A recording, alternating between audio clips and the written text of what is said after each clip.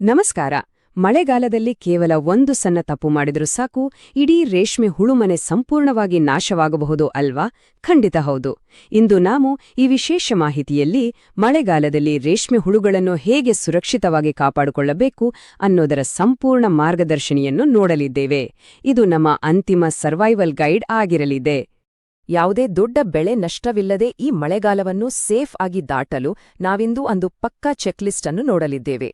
ಮಳೆಗಾಲದ ಅಪಾಯಗಳು, ರೋಗಗಳು, ವಾತಾವರಣ ನಿಯಂತ್ರಣ, ಬೆಡ್ ನಿರ್ವಹಣೆ, ರಾಸಾಯನಿಕ ಕ್ರಮಗಳು ಮತ್ತು ಕೆಲವು ತಜ್ಞರ ಸಲಹೆಗಳು ಇದರಲ್ಲಿರಲಿವೆ. ಬನ್ನಿ, ತಡಮಾಡದೇ ಶುರು ಮಾಡೋಣ. ವಿಭಾಗ 1: ಮಳೆಗಾಲದ ಅಪಾಯಗಳು. ಅಸಲಿಗೆ ಈ ಮಳೆಗಾಲ ರೇಷ್ಮೆ ಹುಳುಗಳಿಗೆ ಯಾಕಿಷ್ಟು ದೊಡ್ಡ ಮಾರಣಾಂತಿಕ ಅಪಾಯ ಅನ್ನೋದನ್ನ ಮೊದಲು ಅರ್ಥಮಾಡಿಕೊಳ್ಳೋಣ. ಭಾರೀ ಮಳೆ ಶುರುವಾದ ತಕ್ಷಣ ಹೊರಗಿನ ವಾತಾವರಣ ಮಾತ್ರವಲ್ಲ, ರೇಷ್ಮೆ ಹುಳು ಸಾಕಾಣಿಕೆ ಕೋಣೆಯ ಒಳಗೂ ಒಂದು ದೊಡ್ಡ ಬದಲಾವಣೆ ಆಗ್ತದೆ. ಆ ಬದಲಾವಣೆ ನಿಖರವಾಗಿ ಏನು ಅನ್ನೋ ಪ್ರಶ್ನೆಯನ್ನ ನಾವು ಮೊದಲು ಕೇಳ್ಕೊಳ್ಳೇಬೇಕು. ಆಗುದೇನು ಅಂದ್ರೆ, ಗಾಳಿಯಲ್ಲಿ ತೇವಾಂಶ ವಿಪರೀತವಾಗಿ ಹೆಚ್ಚಾಗುತ್ತೆ. ಸೂರ್ಯನ ಬೆಳಕು ತೀರಾ ಕಡಿಮೆ ಇರುತ್ತೆ. ಜೊತೆಗೆ ಕೋಣೆಯ ನೆಲವೆಲ್ಲ ಒದ್ದೆಯಾಗಿ ಇರುತ್ತೆ. ನೋಡಿ, ಈ 3 ಅಂಶಗಳು ಸೇರಿದಾಗ ರೋಗಾಣುಗಳು ಸಿಕ್ಕಾಪಟ್ಟೆ ವೇಗವಾಗಿ ಬೆಳೆಯಲು ಒಂದು ಪರ್ಫೆಕ್ಟ್ ವಾತಾವರಣ ಸೃಷ್ಟಿಯಾಗುತ್ತೆ. ಇದ್ರಿಂದ ನಮ್ಮ ಹುಳುಗಳ ಆರೋಗ್ಯ ದಿಢೀರನೆ ಕುಸಿಯಲು ಶುರುವಾಗುತ್ತೆ.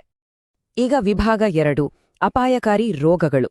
ಈ ಕತ್ತಲು ಮತ್ತು ಒದ್ದೆ ವಾತಾವರಣದಲ್ಲಿ ಹುಟ್ಟಿಕೊಳ್ಳುವ ಆ ವಿನಾಶಕಾರಿ ಶತ್ರುಗಳು ಯಾರು ಅಂತ ನಾವು ಖಂಡಿತ ತಿಳಿದುಕೊಳ್ಳಬೇಕು. ಈ ಪಟ್ಟಿಯನ್ನು ಸ್ವಲ್ಪ ಗಮನಿಸಿ.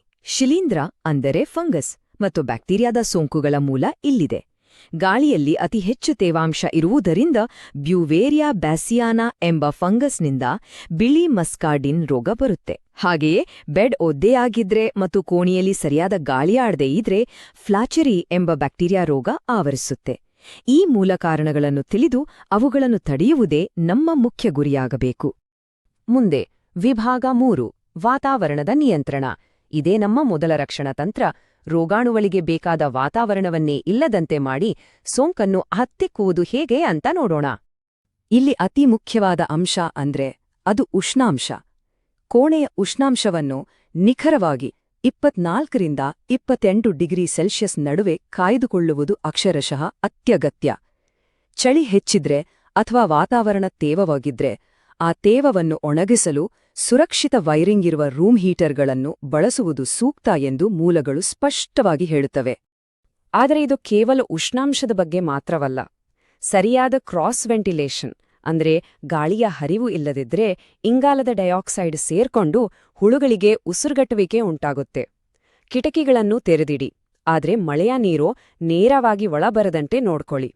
ಎಕ್ಸಾಸ್ಟ್ ಫ್ಯಾನ್ಗಳನ್ನು ಬಳಸೋದ್ರಿಂದ ಒಳಗಿರುವ ತೇವಭರಿತ ಗಾಳಿಯನ್ನು ಹೊರಹಾಕಿ ಹುಳುಮನೆಯನ್ನು ಉಸಿರಾಡಲು ಯೋಗ್ಯವಾಗಿ ಒಣದಾಗಿ ಇಡಬಹುದು. ವಿಭಾಗ 4: ಬೆಡ್ ನಿರ್ವಹಣೆ. ದೈನಂದಿನ ಸಾಮಾನ್ಯ ಕೆಲಸಗಳು ಮಳೆಗಾಲದಲ್ಲಿ ಹೇಗೆ ಜೀವನ್ಮರಣದ ಪ್ರಶ್ನೆ ಆಗ್ತಾವೆ ಅನ್ನೋದು ನಿಜಕ್ಕೂ ಆಶ್ಚರ್ಯದ ವಿಷಯ. ಈ ದೈನಂದಿನ ಚೆಕ್ಲಿಸ್ಟ್ನ ನಿಖರವಾದ ಹಂತಗಳಿವು. ಬೆಡ್ಗಳನ್ನು ನಿಯಮಿತವಾಗಿ ಸ್ವಚ್ಛಗೊಳಿಸಲೇಬೇಕು. ಇಲ್ಲಿ ಅತಿ ಮುಖ್ಯವಾದ ನಿಯಮ ಅಂದ್ರೆ ಮಳೆಯಿಂದ ಒದ್ದೆಯಾದ ಹಿಪ್ಪುನೇರಳೆ ಎಲೆಗಳನ್ನು ಹಾಗೆಯೇ ಎಂದಿಗೂ ನೀಡಬಾರದು. ಅವುಗಳನ್ನು ಸಂಪೂರ್ಣವಾಗಿ ಒರೆಸಿ ಒಣಗಿಸಿದ ನಂತರವೇ ತಾಜಾ ಆಗಿರುವಾಗ ಹುಳುಗಳಿಗೆ ನೀಡಬೇಕು. ಒದ್ದೆಯಾದ ಎಲೆಗಳನ್ನು ನೀಡಿದರೆ ಬೆಡ್ಗೆ ನೇರವಾಗಿ ನೀರು ಸುರಿದಂತಾಗಿ ನಾವು ತೆಗೆದುಕೊಂಡ ಇತರ ಎಲ್ಲಾ ರಕ್ಷಣಾ ಕ್ರಮಗಳು ವ್ಯರ್ಥವಾಗುತ್ತವೆ. ಜೊತೆಗೆ ಟ್ರೇಗಳಲ್ಲಿ ಹುಳುಗಳನ್ನು ಅತಿಯಾಗಿ ತುಂಬಬಾರದು. ರೋಗ ಹರಡುವುದನ್ನು ಗ್ಯಾರಂಟಿ ಮಾಡುವ ಕೆಲವು ಡೇಂಜರಸ್ ತಪ್ಪುಗಳು ಇಲ್ಲಿವೆ ನೋಡಿ. ಒದ್ದೆ ಎಲೆ ಮೀಡುವುದು, ಟ್ರೇಗಳಲ್ಲಿ ಅತಿಯಾದ ದಟ್ಟಣೆ, ಕಳಪೆ ಸ್ವಚ್ಛತೆ ಮತ್ತು ನೆಲವನ್ನು ಒದ್ದೆಯಾಗಿ ಬಿಡುವುದು. ಈ ತಪ್ಪುಗಳನ್ನು ಕಡ್ಡಾಯವಾಗಿ ಯಾವುದೇ ಕಾರಣಕ್ಕೂ ಮಾಡಲೇಬಾರದು. ವಿಭಾಗ 5: ಸೋಂಕು ನಿವಾರಕ ಕ್ರಮಗಳು. ಪರಿಸರವನ್ನು ಸಂಪೂರ್ಣವಾಗಿ ಸೋಂಕುರಹಿತವಾಗಿ ಇಡಲು ನಮಗೆ ಕೆಲವು ನಿರ್ದಿಷ್ಟ ರಾಸಾಯನಿಕ ಅಸ್ತ್ರಗಳ ಅಗತ್ಯವಿದೆ. ಅತಿ ಸಾಮಾನ್ಯವಾಗಿ ಬಳಸುವ ದ್ರಾವಣಗಳೆಂದಲೇ ಶುರು ಮಾಡೋಣ. ಬ್ಲೀಚಿಂಗ್ ಪೌಡರ್ ದ್ರಾವಣವನ್ನು ಅತ್ಯಂತ ವಿಶ್ವಾಸಾರ್ಹ ದೈನಂದಿನ ಪರಿಹಾರ ಅಂತಲೇ ಹೇಳಬಹುದು. ದೈನಂದಿನ ಬೆಡ್ ಕ್ಲೀನಿಂಗ್ ಪ್ರಕ್ರಿಯೆಯಲ್ಲಿ ಇದನ್ನ ಕಡ್ಡಾಯವಾಗಿ ಬಳಸಲೇಬೇಕು. ಫಂಗಸ್ ಮತ್ತು ಬ್ಯಾಕ್ಟೀರಿಯಾ ಹರಡದಂತೆ ತಡೆಯಲು ಇದು ಪರಿಸರವನ್ನು ನೈರ್ಮಲ್ಯದಿಂದ ಮತ್ತು ಒಣದಾಗಿಡಲು ತುಂಬಾನೇ ಸಹಾಯ ಮಾಡುತ್ತೆ. ಹಾಗೆ ಈ 2 ವಸ್ತುಗಳ ನಡುವಿನ ವ್ಯತ್ಯಾಸವನ್ನು ನಾವು ಸ್ಪಷ್ಟವಾಗಿ ಅರ್ಥಮಾಡಿಕೊಳ್ಬೇಕು. ಸುಣ್ಣದ ಪುಡಿ ಅಥವಾ ಚೂನಾವನ್ನು ನೆಲದ ಮೇಲಿನ ತೇವಾಂಶವನ್ನು ಹೀರಿಕೊಳ್ಳಲು ಸುರಕ್ಷಿತವಾಗಿ ನೆಲದ ಮೇಲೆ ಸಿಂಪಡಿಸಬಹುದು. ಆದರೆ ಫಾರ್ಮ್ಯಾಲಿನ್ ಅತ್ಯಂತ ಪ್ರಬಲವಾದ ರಾಸಾಯನಿಕ. ಇದನ್ನು ಕೇವಲ ತಜ್ಞರ ಕಟ್ಟುನಿಟ್ಟಾದ ಮಾರ್ಗದರ್ಶನದಲ್ಲಿ ಮಾತ್ರ ಬಳಸಬೇಕು ಎಂದು ಎಚ್ಚರಿಸಲಾಗಿದೆ. ಕೊನೆಯದಾಗಿ ವಿಭಾಗ 6 ತಜ್ಞರ ಸಲಹೆಗಳು. ಸಾಮಾನ್ಯ ಆರೈಕೆಯನ್ನು ಮೀರಿ ಇಳುವರಿಯನ್ನು ವೃತ್ತಿಪರ ಮಟ್ಟದಲ್ಲಿ ಹೇಗೆ ಭದ್ರಪಡಿಸಿಕೊಳ್ಬೋದು ಅನ್ನೋದರ ಕೆಲವು ಗುಪ್ತ ಸಲಹೆಗಳನ್ನು ಈಗ ನೋಡೋಣ. ಈ ಕಟ್ಟಡ ವಿನ್ಯಾಸ ಮತ್ತು ನೈರ್ಮಲ್ಯದ ನಿಯಮಗಳು ಅತ್ಯಂತ ಪ್ರಮುಖವಾಗಿವೆ.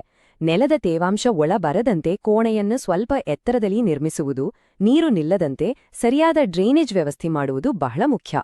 ಇದಲ್ಲದೆ ಒಂದೇ ಉಪಕರಣಗಳನ್ನ ಎಲ್ಲಾ ಬ್ಯಾಚ್ಗಳಿಗೂ ಬಳಸಲೇಬೇಡಿ. ಪ್ರತಿಯೊಂದು ಬ್ಯಾಚ್ಗೂ ಪ್ರತ್ಯೇಕ ಉಪಕರಣಗಳನ್ನ ಬಳಸಿ ಮತ್ತು ಕೋಣೆಯ ಪ್ರವೇಶದ್ವಾರದಲ್ಲಿ ಕಟ್ಟುನಿಟ್ಟಾದ ಸ್ವಚ್ಛತೆಯನ್ನ ಕಾಪಾಡಿ. ಕಷ್ಟಪಡುವ ಫಾರ್ಮ್ ಮತ್ತು ಯಶಸ್ವಿಯಾಗಿ ಇಳುವರಿ ಪಡೆಯುವ ಫಾರ್ಮ್ ನಡುವಿನ ವ್ಯತ್ಯಾಸವೇ ಈ ಗುಪ್ತ ಸೂಕ್ಷ್ಮ ಅಂಶಗಳು. ಇದೆಲ್ಲವನ್ನೂ ನೋಡಿದ ಮೇಲೆ ನಾವೊಂದು ಪ್ರಮುಖ ಪ್ರಶ್ನೆಯನ್ನು ಕೇಳ್ಕೊಳ್ಳೇಬೇಕು. ಒಂದು ಬ್ಯಾಚ್ಗೆ ರೋಗ ಬಂದ್ರೆ ನಾವು ದಿನನಿತ್ಯ ಬಳಸುವ ಸಾಮಾನ್ಯ ಉಪಕರಣಗಳೇ ಗುಪ್ತವಾಗಿ ಆ ರೋಗಾಣುವನ್ನು ಮುಂದಿನ ಬ್ಯಾಚ್ಗೆ ಸಾಗಿಸ್ತೀವಿಯಾ? ಖಂಡಿತ ಇದು ಸಾಧ್ಯ. ಈ ವಿಚಾರ ನಮ್ಮ ಫಾರ್ಮ್ನ ಸ್ವಚ್ಛತೆ ಮತ್ತು ದೈನಂದಿನ ಕೆಲಸದ ಬಗ್ಗೆ ಮತ್ತೊಮ್ಮೆ ಗಂಭೀರವಾಗಿ ಯೋಚಿಸುವಂತೆ ಮಾಡುತ್ತದೆ. ಮಳೆಗಾಲದಲ್ಲಿ ಇಂತಹ ಕಟ್ಟುನಿಟ್ಟಿನ ಕಾಳಜಿ ವಹಿಸಿದ್ರೆ ಬೆಳೆ ನಷ್ಟವನ್ನು ಸಂಪೂರ್ಣವಾಗಿ ತಡೆಯಬಹುದು. ಈ ವಿಶೇಷ ಮಾರ್ಗದರ್ಶಿ ಉಪಯುಕ್ತವಾಗಿದೆ ಎಂದು ಭಾವಿಸ್ತೇವೆ. ಜೊತೆಗಿದ್ದಕ್ಕೆ ಧನ್ಯವಾದಗಳು.